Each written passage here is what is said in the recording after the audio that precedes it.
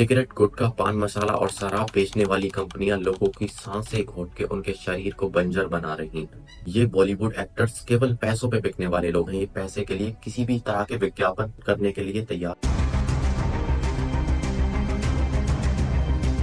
भगवान शिव को मूवीज और पोस्टर्स में एक षड्यंत्र के चलते भांग और चिलम फूंकते हुए दिखाया जाता है। जो लोग इस नशे के जाल में फंस चुके हैं, उनकी आने वाली नस्लें पूरी तरह बर्बाद हो जाएंगी। ये वो केमिकल्स हैं जो जरा भी ज्यादा मात्रा में ले लिए जाएं तो इंसान की मौत तक हो सकती है।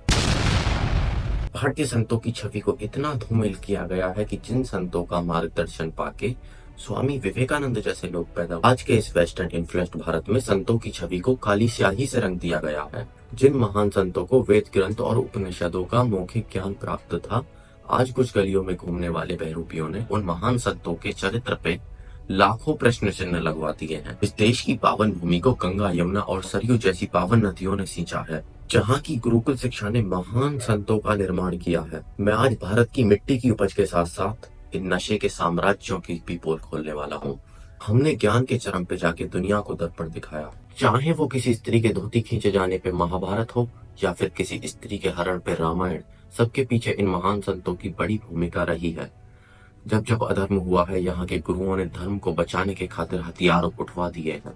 लेकिन अगर आज देश में कोई बड़ी घटना हो जाए तो यहाँ के युवा नशे के आगोश में लिप्त हैं, और जब बात खुद पे आए तो ज्यादा से ज्यादा कैंडल लेके सड़कों पे उतर जाते हैं। आज के इन व्यभिचारी, बलात्कारी और बहरूपियों ने भगवा ओढ़कर गली गली संदेह और डर फैलाया है। चिलम फूंकते हुए इन बहरूपियों ने कितनी आसानी से देश के युवाओं को नशे के तालाब में ढकेल दिया है। भले ही इस वीडियो में चकाचौंध ना हो, लेकिन मेरा मकसद साफ है, समाज में चल रही छल और प्रपंचों के खिलाफ बोल।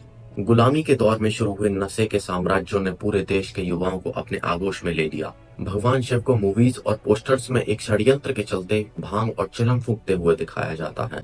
जो भगवान शिव पूरी दुनिया में ध्यान के सबसे बड़े प्रतीक हैं, उन्हें चंद पैसों पे बिकने वाले लोगों ने उनके हाथों में चिलम थमा दी।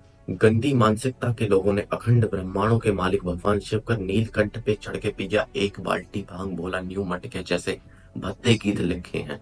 क्या पूरी धरा को ध्यान के लिए प्रेरित करने वाले भगवान शिव बाल्टी में भांग का सेवन करेंगे, जिनकी एक हलचल से पूरा ब्रह्मांड कांप उठता है? उन भगवान शिव को फिल्मों में नशे का आदी दिखाया गया है। खुद को भक्त बताने वाले लोग ऐसे भद्दे गीतों की आड़ में नशे से अपने शरीर और संस्कृति को बंजर बना रहे हैं। ये फेफड़ों में जमी धुएं की मोटी परत हर साल पूरी दुनिया में 80 लाख लोगों का दम घोट देती है।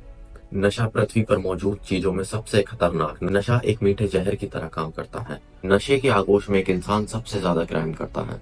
नशे में लिप्त इंसान अपना दिमागी संतुलन खो देता है। हर दिन 4000 से भी ज्यादा लोग सिगरेट पीना शुरू कर देते हैं और हर दिन लगभग 14,000 लोग नशे की वजह से मारे जाते हैं। मैं इस वीडियो में नशे से जुड़ी एक एक चीज को खोल के रख दूंगा।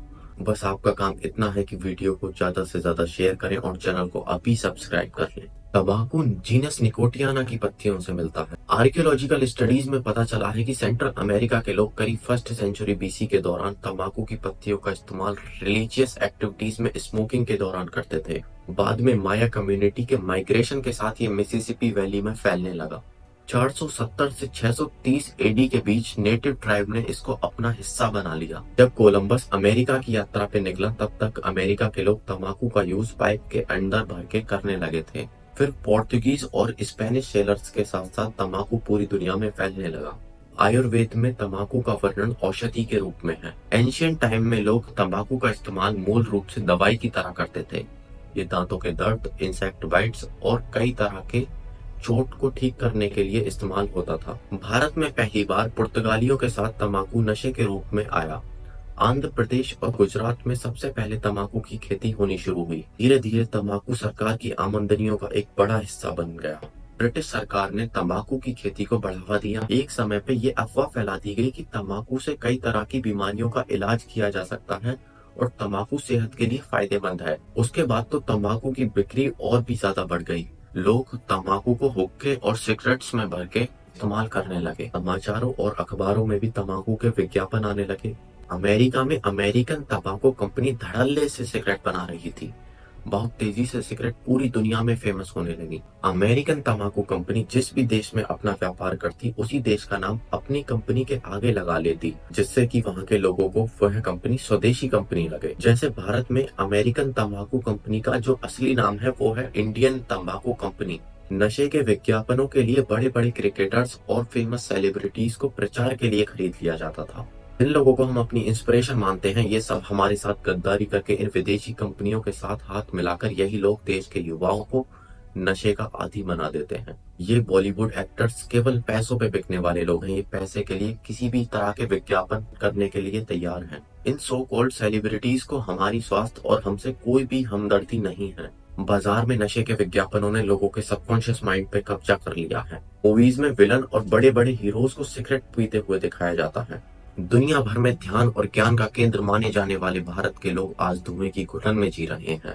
सिगरेट, गुटखा, पान मसाला और शराब बेचने वाली कंपनियां लोगों की सांसें घोट के उनके शरीर को बंजर बना रही हैं। जो लोग इस नशे के जाल में फंस चुके हैं, उनकी आने वाली नस्लें पूरी तरह बर्बाद हो जाएंगी। स्मोकिंग हमारे डीएनए और जेनेटिक मटेरियल पे एक बुरा असर डालता है और इन विज्ञापनों में गुटखा, पान मसाला को हमारी शान और शौकत का प्रतीक बता दिया जाता है। नशे से होने वाले शरीर पर दुष्परिणामों को जानकर आप हैरान हो जाओगे। तंबाकू के अंदर करीब 2500 कंपाउंड्स होते हैं और तंबाकू स्मोक के अंदर करीब 4000 कंपाउंड्स होते हैं। प्राइमरी तंबाकू में 43 कार्सिनोजेंस मौजूद होते हैं, जैसे कि निकोटीन, नाइट्रोसैमाइन्स और अल्फा एमिटिंग रेडियोन्यूक्लियाइड्स, जिसमें पोलिनियम 210 शामिल है। तंबाकू के धुएं में carbon monoxide, thiocyanide, herbicide, fungicide, pesticide, residue, तार और कई तरह के जानलेवा केमिकल मौजूद होते हैं।